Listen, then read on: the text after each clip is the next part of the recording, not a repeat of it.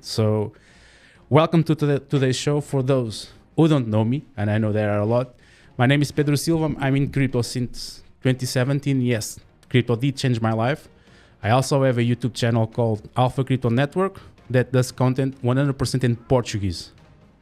I met Annie in Singapore during Token 2049. I was already a follower of her content, and today I'm here talking with her community and bringing my show to the TTC community. I hope you enjoy, and don't forget to smash the like button, subscribe the channel, and of course leave your comment on today's shows and what you would like to see on the next one. So a new all-time high today. I always like to do these kind of intros on my show before I start talking about the market, but I need to start with Bitcoin right now. So anyone shorting Bitcoin?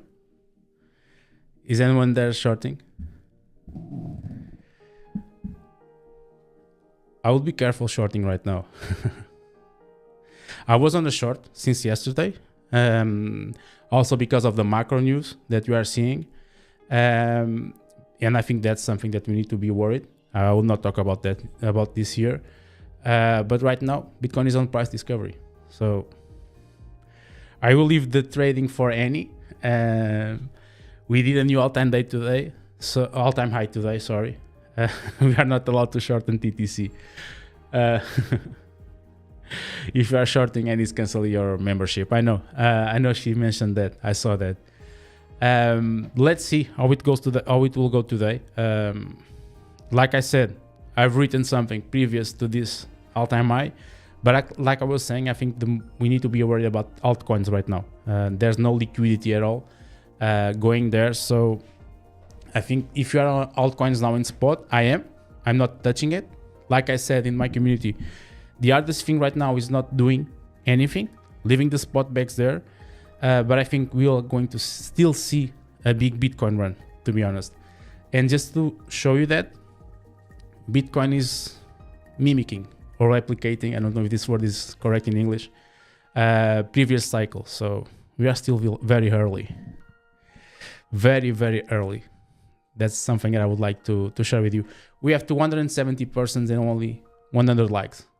If I don't get more likes, I'll not be here next week. And he told me that. At least 200 likes or you won't be here. So, and these likes counts too, like I say in Portuguese. But like I was saying, we are mimicking the old cycles. 2017 and 2013, if someone was here in 2017 knows what this means. And yeah, we still have time. We still have a lot of time in this cycle. Usually it goes like 400 days after the halving. We are still like 100 something till we reach the top. But we have a lot of things that are different right now, like ETFs, Michael Saylor, that's everywhere. And I will talk about Michael Saylor today. The guy is everywhere right now. So let's just move to the chart. Like I said, I'm going to leave this to Annie, but there's not much I can say right now. We are in price discovery. The ETFs and the US session is not open yet, so we don't know what will happen when they open. Usually when you see the ETFs opening, the price has been going up. We have been having some crazy volumes there, and I think we are going to have a good cycle. Let's say like this. If you ask my opinion, I do believe we are going to have a super cycle. I'm not a Bitcoin maxi, not at all. I can say that I have more altcoins than Bitcoin on my portfolio. Like I said to my community, my sons have more Bitcoin than I do. So, but just to tell you this, that we have everything to have a super cycle on altcoins too. It's not the time for altcoins yet, and I think that's the fault for that, in my opinion now, is not just ETFs, it's the seller too, and I'll talk about that in a second. So, can I say it's really strange for me to be speaking in English here? But like I said, price discovery, not much TA that we can do here. We just need to wait for what will happen today. Remember that we have the NVIDIA earnings. In case I'm wrong and they don't meet the expectations, we can see some volatility on the stock market. and also on Bitcoin for sure. Looking for the liquidity map, sorry. We went for the shorts. There are still some liquidity here, as you can see, but we went straight to the shorts. The shorts, sorry.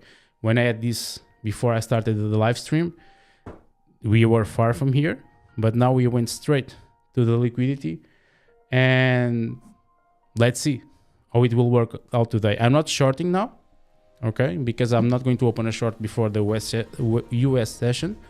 But if Bitcoin breaks 92, I'm going to open a short. But I like to do those type of trading right now. So just to give you an idea, and like I said, Annie has a great community about trading, but right now I'm using bigger positions and small time frames. Okay, so I prefer to enter in a short position with a bigger position. For example, if I go short and I do 20, 30%, 15%, whatever, I take profits and I close it. Okay, I'm taking advantage of the volatility that we are experiencing right now. If you remember the past 6 months where we were on that range that Bitcoin didn't do anything, now that's my strategy. I don't care about having great P&Ls like 2000%. The only thing I care about right now is making money. And to make money, I prefer bigger positions and close it. That's it. Where is Annie? I think Annie is with some of you, some members of our community that want something with Bitcoin, if I'm not mistaken. Bitcoin brought some members to Dubai.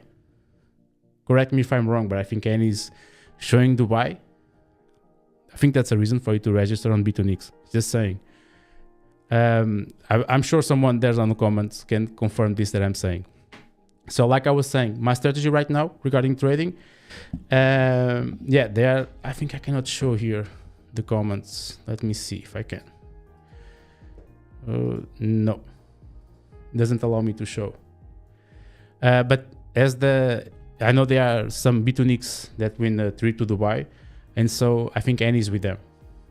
If you are not registered in Bitcoin, I don't know what you are doing. Maybe you can get a chance also of going to Dubai to meet Annie. Yeah, Annie is with the Bitcoin winners. Yeah. So moving on. Let's just come here. Like I said, there was a crazy ETF launch yesterday with some crazy moves too. ETFs are showing a great strength as we have been seeing, but yesterday it was the first day of an option ETF. Okay. If you know what is an option ETF, it's like buying a contract that you bet that the price of Bitcoin is going up, or you bet the price of the Bitcoin is going down. Okay, so yesterday we had $1.9 billion of notional volume and exposure. This is crazy. Okay, we had 355 contracts. Like I was saying, you are betting in options ETF if the price of Bitcoin is going up or down. And there was 299,000 calls. This means that 289,000 people or institutions, let's say like this, was betting that the price was going up. And only 65,000 bears. There's always some bears out there. But we had 4.4 more times people betting on the price going up than on the price going down. I think this was the reason that we did an all-time high yesterday. To be honest, when we had that attempted breakout that we failed, and we are having the breakout today, I think this was what helped yesterday for us to reach the all-time high. This is a crazy volume for an ETF. If you go check options ETF volumes, this one was a crazy one.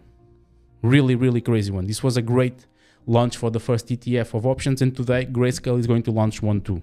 So be ready for probably another all-time high. I think everyone who's here from 2021 remembers when Bitcoin doing an all-time high, it's no longer a news. We already know it's going to happen. We already know it's going to happen. So I think people, the newcomers, will understand that this cycle.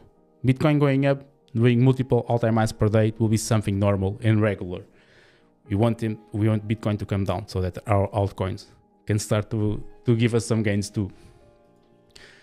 But then we have Michael Saylor. And Michael Saylor now is everywhere.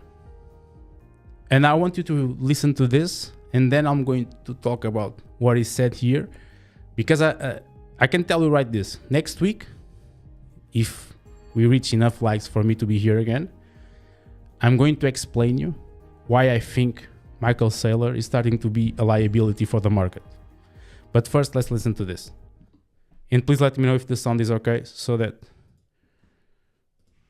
Microsoft is facing a shareholder vote next month that would force the board to evaluate Bitcoin as a treasury asset, to which the board replied, we already do evaluate it. This proposal is unnecessary. So just curious, do you think that these types of shareholder proposals are a good way or the best way to push Bitcoin as a reserve, or do you think there's other ways that folks on the call here could help catalyze greater adoption? Well, first of all, I think it's a perfectly fine way to do it. And the activists that put that proposal together contacted me to present to the board. And I agreed to provide a 3-minute presentation. That's all you're allowed. And I'm going to actually post that online, and I'm going to present it to the board of directors. We also offered to withdraw that proposal if Satya Nadella would meet me, and I said I would fly to wherever he is and meet him in confidence in his office for an hour to discuss. But that offer was not accepted. There's no point in listening more, just him explaining the presentation. But just let you know that everyone is saying there's echo. There shouldn't be any echo because I was muted. Some people said it was okay. I'll rewatch the live stream when I end, and I'll solve it next week if I'm here. So just to let you know that Michael Saylor, everyone is saying Michael Saylor is going to pitch Microsoft about Bitcoin. That's not true. Okay? And you will see a lot of this on my shows. I like to have my feet on the ground.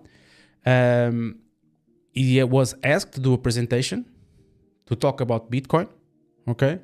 But if you have someone here saying, look, Bitcoin already analyzed the Bitcoin investment and they rejected. Okay? And he's going to do a 3 minutes presentation, that's it. And even the CEO of Microsoft refused to meet with Michael Saylor. So I hope this changes, but I don't believe so. Also because of the shareholders of Microsoft, there's one there that's the major shareholder that's fully against Bitcoin. Fully against. And I think someone comments here. You have here Vanguard, that doesn't have an ETF, is anti-crypto. And it's one of the major shareholders of Microsoft. I don't believe Microsoft will do anything regarding Bitcoin. I'm happy to be wrong, but I don't think they will do anything in investing in Bitcoin. I'm not seeing that yet. Okay, I'm seeing another companies doing that, like Rumble, and then we have Michael Saylor again. If you see here, you have the CEO of Rumble saying, should we add Bitcoin to our balance sheet? And Michael Saylor saying, yeah, let's discuss this.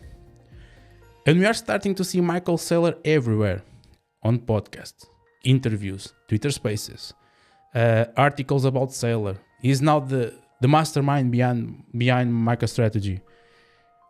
We have to understand that this might be a liability for the market on the long haul. I'm not saying on the short term, of course, but on the long haul. And that's something I'm going to tell you next week. But the truth is that he's everywhere. He's even buying more Bitcoin, okay, and doing some crazy buys. And that's something I would like also to highlight here, because you can see here that he was going to do an initial offering of convertible notes for $1.75 billion to buy Bitcoin, and now he wants $2.6 billion, okay? And we need to start to think that maybe Saylor is swapping the market. For those that don't know what swapping is, it's time-weighted average price. So instead of doing, for example, $2.6 billion buy on the market, he's dividing those buys for smaller tranches. Let's say like this, smaller buys, so that it doesn't impact the price. And probably we are seeing this price action now because Saylor is beating the market. He's buying like crazy. He's swapping the market. Okay, and while seller is doing this, the dominance of Bitcoin will continue to rise, and we will not have an alt season. We need seller to stop buying Bitcoin because he's buying a lot of Bitcoin. Then, of course, you have to add the ETFs also buying, and there's a lot of people, a lot of institutions buying Bitcoin. So while he's doing this, I don't think our